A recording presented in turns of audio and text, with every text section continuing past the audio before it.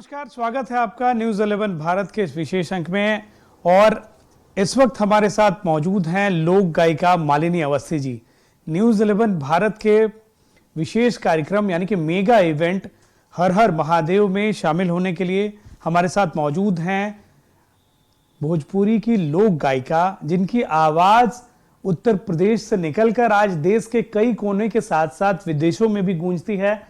उनकी आवाज को सुनने के बाद श्रोता जो है, दर्शक, वो मंत्रमुग्ध हो जाते हैं। मैडम, स्वागत है आपका न्यूज 11 भारत में। बहुत बहुत धन्यवाद, बहुत बहुत आभार। सबसे पहले ये बात, क्योंकि जिस तरीके से आज हम न्यूज 11 भारत के मेगा इवेंट में मौजूद हैं, जो माहौल है, अभी सावन का पवित्र महीना चल रहा है, हर और जहां देखिए लोग भक्ति में लीन हैं, डूबे हुए हैं। तो सबसे पहले हम चाहते हैं कि बातों की शुरुआत हो, लेकिन उससे पहले जो शुरुआत हो, जिसके लिए जाना जाता है मालिनी अवस्थी जी को, वो शुरुआत जो है, वो सावन की शुरुआत एक छोटे से दो चार शब्द हम चाहेंगे कि गुनगुनाहट के साथ शुरू हो, क्योंकि सावन का पावन महीना चल रहा है और हम लोग भी हर हर महादेव इवेंट के कार्यक्रम में ही मौजूद हैं। सबसे पहले तो मैं बाबा बैजनाथ धाम में आई हूँ, यहाँ पे आमंत्रित करने के लिए न्यूज़ 11 भारत का बहुत बहुत शुक्रिया अदा करना चाहती हूँ। उन्होंने 1 महीने पहले जिस दिन फ़ोन किया, और मैं बहुत प्रसन्न इसलिए भी थी कि आज सावन का अंतिम दिन है एक तरह से, और कल सवेरे बाबा के दर्शन करूँगी। आज एक कलाकार होने के नाते बैजनाथ धाम में कई बार आकर के गाने का अवसर मिला है, लेकिन पूरे झारखंड में न्यूज़ 11 भारत की जिस तरह की एक पहचान है, आपके कार्यक्रम में मैं धनबाद भी आई हूँ, जमशेदपुर भी आई हूँ। आपने सावन में अब की बार यहाँ बुलाया है, इसके लिए मैं बहुत बहुत आभारी हूँ। और आज मैं क्या गाऊँ, तो अपना एक भजन गाती हूँ जिसको कि बहुत सारे लोगों ने गाकर रिकॉर्ड भी कर लिया है। डम डम डमरू बजावेला हमार जोगिया, डम डम डमरू बजावेला हमार जोगिया, हमार जोगिया ए हमार जोगिया, डम डम डमरू बजावेला हमार जोगिया। तो बस ये जब महादेव डमरू बजाते हैं तो समझिए पूरी सृष्टि में उसी से सृजन है, उसी से विनाश है। तो हम सब यही मनाते हैं कि बाबा की, महादेव की कृपा हम सब पे बनी रहे, शांति बनी रहे। यदि बाबा कहीं क्रोधित हुए, उनका तीसरा नेत्र खुलना वो विनाश का कारण है। तो कलाकारों का भी यही काम है कि रमे रहे बाबा, रमण करते रहें, जहाँ है वहीं पर आनंदित रहे, वहीं से हम सबको आशीर्वाद दें। क्योंकि पूरे विश्व में जिस प्रकार की इस समय अशांति है, उसको देख करके तो और लगता है कि महादेव की कृपा बहुत जरूरी है। देखिए, संगीत एक, जिस तरीके से आज की दुनिया में तनाव का वक्त चल रहा है, लेकिन संगीत लोगों के जीवन में एक तरीके से अमृत का काम करती है। तो मालिनी अवस्थी जी लखनऊ से निकली, 2 बार आपने बीए किया, वो भी गोल्ड मेडल आपने लिया है। ये भी बहुत एक होनहार स्टूडेंट के साथ साथ कब लगा कि अब जो आपकी आवाज़ है, निश्चित तौर से सरस्वती आपके गले में विराजमान है, कब वो दौर था जब लगा कि अब जो है संगीत की ओर बढ़ चलना है और राहें जो है यहीं से निकल चलती है? नहीं, दूसरी कोई चीज़ मुझे मालूम ही नहीं थी, दूसरा कोई रास्ता पता ही नहीं था। बहुत बचपन से एक ही रास्ता मालूम था, वो यही कि बस गाना है और गाना सुनाना है। और ये कैसे होगा, क्या होगा, वो सब रास्ता मुझे लगता है धुन होती है तो तय होता चला जाता है। गुरु मिल जाते हैं, फिर भगवान कृपा हो जाती है, गुरु कृपा हो जाती है, रास्ता बनता चला जाता है। और शिक्षा तो देखिए, शिक्षा तो बहुत ज़रूरी है, इसलिए पढ़ाई हुई, पढ़ाई में मेधा थी, परिश्रमी संगीत में भी करती हूँ तो उसमें भी नंबर आ गए। लेकिन एक बार आप परीक्षा देते हो, पास हो जाते हैं, हमेशा के लिए वो रहता है, गोल्ड मेडल है। किसी भी इम्तहान को आप पास कर लें, हमेशा के लिए है। लेकिन कलाकार या कोई भी ऐसा क्षेत्र जिसमें आपको निर्माण करना है, किसी चीज़ का सृजन करना है, वहाँ पर आपकी रोज़ परीक्षा होती है। तो हम लोग को रोज़ अपने आप की मेधा को रोज़ चमका के रखना पड़ता है। जैसे एक डॉक्टर है, अब उसने कितने पहले MBBS MS किया होगा, लेकिन इसको सर्जरी करनी है तो उसकी रोज़ परीक्षा है। एक इंजीनियर है, कब उसने पढ़ा हो, लेकिन यदि नया बांध बनाना वो ठीक बंधे तो उसकी बात है। तो ऐसे हम कलाकार हैं कि अब हम लोगों की अब परीक्षा के दौर में है, रोज गा रहे हैं। और वो वास्तव में कह सकती हूँ कि कितनी भी तैयारी हो, कितना भी सोचा हो, भी आप आए, आप देखिए हम तैयारी कर रहे थे क्या गाना है शाम को, लेकिन भगवान की कृपा होती है तो हम परीक्षा में सफल हो जाते हैं। लेकिन सारी यात्रा उसी की है। मेरा अपना चूँकि बचपन और मेरा संस्कृति कह लीजिए आसपास का परिवेश पूरा पूर्वांचल का रहा, भोजपुरी का रहा। गोरखपुर में शिक्षा दीक्षा हुई, बाद में बनारस में शिक्षा ली। तो कभी भी मुझे उत्तर प्रदेश, बिहार, झारखंड 2 अलग अलग प्रांत हैं ऐसा लगा ही नहीं। बोली की वजह से ऐसा स्वाभाविक नैकट्य था कि मैं तो प्रतीक्षा करती हूँ कि कब यहाँ से निमंत्रण आए और मैं कार्यक्रम दूँ। तो बहुत उत्सुक हूँ जी। बहुत शुक्रिया। निश्चित तौर से जीवन हर एक रोज जीवन में नई परीक्षाएं आती हैं, कई बाधाएं आती हैं, और लेकिन इन सब के बीच एक अगर आज के पहलू में अगर उन सवालों को हम छोड़ दे तो ये नाइंसाफी होगी। किस दौर में, अगर आप इस दौर में भोजपुरी को देख रही हैं, जिस तरीके से गाने आ रहे हैं और जिस तरीके से लोकगीत, दोनों के बीच में कंपैरिजन जो है वो कहाँ पे आप कर पाती हैं? लेकिन फिर से लोग उसी ओर लौट रहे हैं।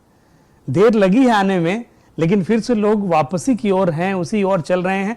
लेकिन बीच का जो एक दौर था, भोजपुरी को जिस तरीके से देखा जा रहा था, समझा जा रहा था, उसको आप कितना समझती हैं? और जिस तरीके से मालिनी अवस्थी अगर प्रसिद्ध है तो लोक गीतों के लिए, लोक गायिका यानी कि भोजपुरी की जो आत्मा है उसके लिए।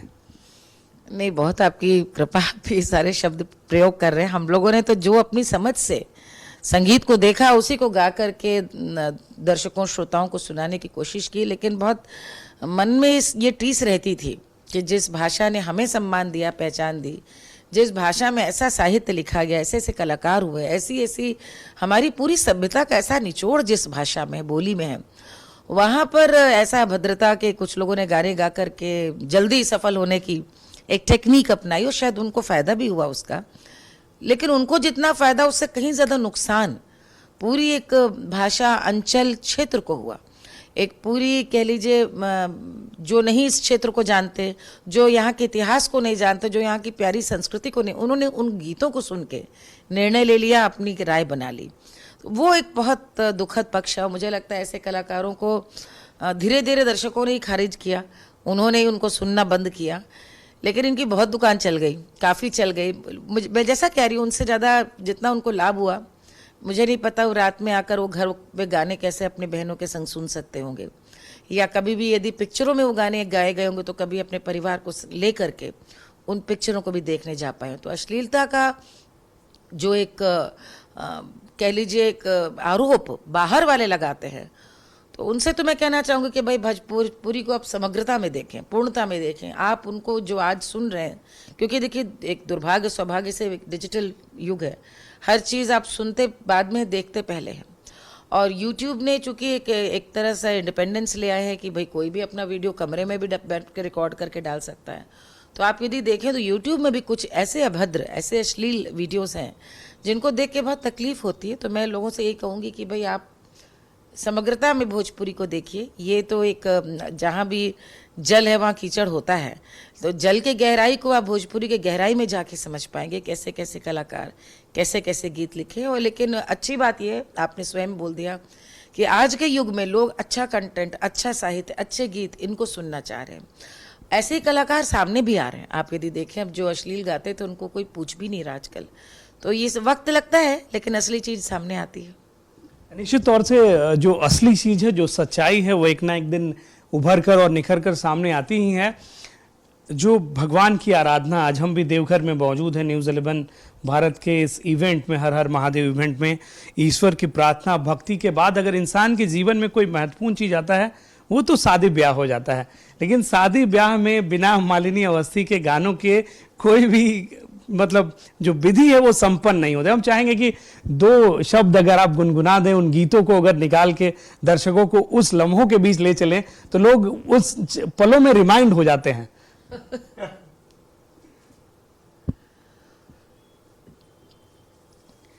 सबसे ज्यादा पहले तो ब्याह की यदि आपने बात की तो मुझे तो भोले की एक कजरी याद आ रही है कि अरे रामा भोला, कि अरे रामा भोला, चले बरतिया भइल दुर्गतिया री हारी। कि अरे रामा भोला, चढ़े बरतिया भइल दुर्गतिया री हारी। कैसी दुर्गति हुई जो बारात लेकर के चले, क्यों? अरे सिर सो है मुर्दा की खोपड़िया है, भोलेनाथ की कैसी बारात थी, क्योंकि जब गौरा की माँ थी मैना जी, भोलेनाथ को देखकर कैसे बेहोश हो गई। सिर सोहे मुर्दा की खोपड़िया, अरे मैना देख रोवे लागा, अरे रामा इन्हीं से बियाहबो अम्मा भइल दुर्गतिया री हारी। और बेटी के हट के आगे मैना मानती है। तो ये तो आज चूंकि बाबा की बात है, तो मैंने कजरी के रूप में बाबा के विवाह का एक चलन सुनाया। लेकिन विवाह के जो गीत है वो तो अद्भुत, उनका साहित्य है, अद्भुत सौंदर्य है। मैं अवध से हूँ और हमारे यहाँ भोजपुरी अवधी दोनों में एक से एक गाने विवाह के गाए जाते हैं। एक भगवान राम का सुना रही हूँ। सिया बन्नी दुल्हन दुल्हा रघुराई, सिया बन्नी दुल्हन दुल्हा रघुराई, सिया बन्नी दुल्हन दुल्हा रघुराई, सिया बन्नी दुल्हन दुल्हा रघुराई। कौन के सोहे पियरो पीतांबर, कौन की चूनर में लाल चढ़े हैं, अरे राम जी के सोहे अरे पियरो पीतांबर, सिया जी की चूनर में लाल चढ़े हैं, सिया बन्नी दुल्हन दुल्हा रघुराई, सिया बन्नी दुल्हन। ब्याह के तो अनगिनत गाने, क्योंकि हम लोग क्या शादी ब्याह तो देखिए एक तरह से हमारे यहाँ के पूरी संस्कृति का सबसे महत्वपूर्ण, शिशु के जन्म के बाद विवाह है। दो व्यक्तियों का मिलन नहीं, दो परिवारों का साथ आना। तो लगन लगने से लेकर, खबर भिजवाने से लेकर जब ब्याह उठता है, लगन उठती है, वहाँ से लेकर तिलक, ब्याह, और उसके बाद आप समझिए कि हाँ विदाई तक। और लड़के का अलग है कि लड़के का नहछू भी होता है, जो पुरुष के जो वर है, वर के ब्याह अलग गाए जाते हैं, बेटी है तो कन्या के विवाह का प्रसंग अलग गाया जाता है। देखिए बड़ा रोच गीत गाए जाते हैं। और ऐसे ही कुआं पूजने के फिर गाने होते हैं, या लगन पत्रिका तो भंवरा से जो लगन भिजवाई जाती है, पूरा संदेश भिजवाया जाता है विवाह का। और हल्दी है, फिर ब्याह की बात है, फेरे है, कोबर है, एक पूरा कह लीजिए अपने आप में संस्थान है विवाह गीतों का, बहुत रोचक, बड़ा दिलचस्प। और ये देखिए कमाल की बात है, किसी के भी विवाह को कितना समय हो गया हो, विवाह गीत सुन के हर एक के मन गुदगुदा उठता है। क्योंकि हमारे यहाँ के जो विवाह गीत बने वो पुरखियों ने हमेशा या तो भगवान भोलेनाथ को आदर्श मान के, राम के हैं, या ऐसे गीत बनाए हैं, या फिर रिश्तों की है, नंदोई सरहज की बात है, देवर भाभी की बात है, बहू सास से बात कर रही है, जहाँ पर रिश्तों की गर्माहट है। तो इसलिए इन गीतों को आज भी लोग बड़े चाव से सुनते हैं। जिस तरीके से आपको राष्ट्रीय पुरस्कार दिया गया, वो घोषणा जब सुनी आपने तो कैसा लगा कि जो मेहनत थी, जो तपस्या थी, उसका एक सफल और सुखद परिणाम आया? विश्वास नहीं हुआ, विश्वास नहीं हुआ। सच बात तो ये है कि हमको खबर लगी थी, खबर लगी, सूचना, जैसे आसपास के कुछ लोग होते हैं, तो किसी ने, असल में जब पद्मश्री मिलता है तो सरकार अपनी ओर से कलाकारों का व्यक्तिगत जांच कराती है। तो शायद जिससे जांच पड़ताल कराई हो गई, या जहां आसपास, वो किसी ने हम लोग को 1 महीने पहले हमें फ़ोन किया कि आपको अग्रिम बधाई, ऐसा ऐसा हो रहा। तो मैंने कहा कि भाई ऐसा तो बहुत सालों से सुन रहे, ऐसे बोलते हैं लोग और इन चीज़ों का कोई गंभीरता से लेता नहीं। तो ये एक मन में बात सुनी थी, लेकिन ये ऐसी चीज़ है कि देखिए इतने इतने विद्वान पढ़े जिन्हें अभी तक सम्मान नहीं मिला। सच तो ये है कि ये एक मिलना पाना, ये सरकार की ओर से एक जरूर एक वाहवाही है, प्रशंसा है, एक आपके काम की पर मुहर लगना भी है कि आप बहुत अच्छा काम करें। उससे ज़्यादा एक ये तड़प अवश्य थी कि हमारे उत्तर प्रदेश में जहाँ 23 करोड़ की आबादी है, अवधी, भोजपुरी, ब्रज, बुंदेलखंडी और रुहेलखंड का इतना बड़ा साहित्य है, वहाँ पर लोक संगीत में इतने बड़े बड़े कलाकार हुए, लेकिन पद्म सम्मान की ओर दृष्टि से कहीं ना कहीं एक उपेक्षा रही। और जब फ़ोन आया 24-23 जनवरी को गृह विभाग से कि आपको स्वीकार आप करेंगी, तो वास्तव में उछल गई। और पहला काम मैंने अपने गुरु को फ़ोन किया, गिरिजा देवी जी को, और आश्चर्य की बात थी कि उसी वर्ष उनको भी पद्म विभूषण मिला। तो बहुत प्रसन्नता हुई, और उससे भी ज़्यादा इसकी प्रसन्नता हुई कि उत्तर प्रदेश को एक राष्ट्रीय मानचित्र में लोक संस्कृति की दृष्टि से सम्मान मिला।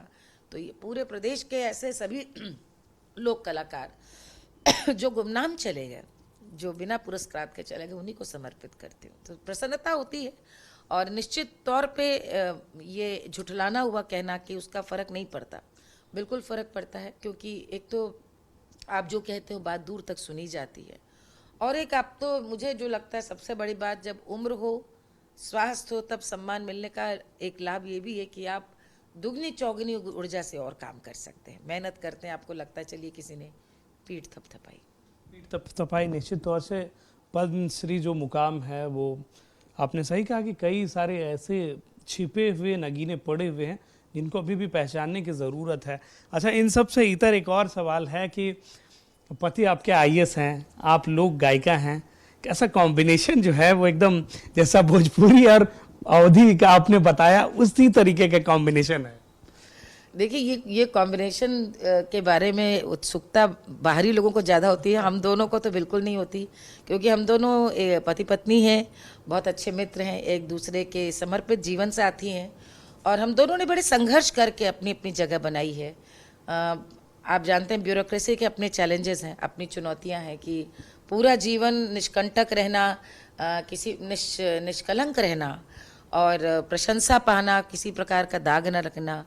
और चूंकि जब कलाकार पत्नी हो तो बहुत सारे ऐसे भी तत्व होते हैं जो आपको कहीं ना कहीं विवाद में खींचना चाहते हैं, किसी चाहते हैं कि विवाद हो, तो हम लोगों ने बड़े यत्न के साथ उस विवाद से भी बचते आए हैं, कहिए।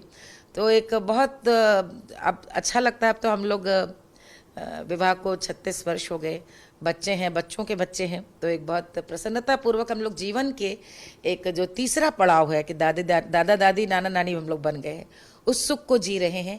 लेकिन दोनों ही कर्मयोगी हैं, दोनों कर्म करने पे विश्वास करते हैं, और मुझे लगता है कि ऐसे सारे दंपति जो जिनकी अपनी अपनी दोनों की पहचान है, उन दोनों को भी मैं यही कहूँगी, क्योंकि साथ रहने में सामंजस्य बैठाना पड़ता है, और सामंजस्य बैठाने के लिए सबसे पहले एक चीज़ को गंगा में छोड़ाइएगा, वो है अहंकार। अहंकार यदि नहीं रहेगा तो आप दोनों को एक साथ आगे बढ़ने से कौन रोक सकता है। वक्त हो चला है एक ब्रेक का। ब्रेक के उस पार फिर हम जुड़ेंगे मालिनी अवस्थी जी के साथ और बतानेंगे, समझाने की कोशिश करेंगे कि आखिर जिस तरीके से जो भोजपुरी है, भोजपुरी लोक गायक है, भोजपुरी लोक गीत के जरिए जिस तरीके से ये भोजपुरी भाषा का प्रचार प्रसार पूरे विश्व में कर रही हैं, उसको लेकर आगे भी हम बात करेंगे।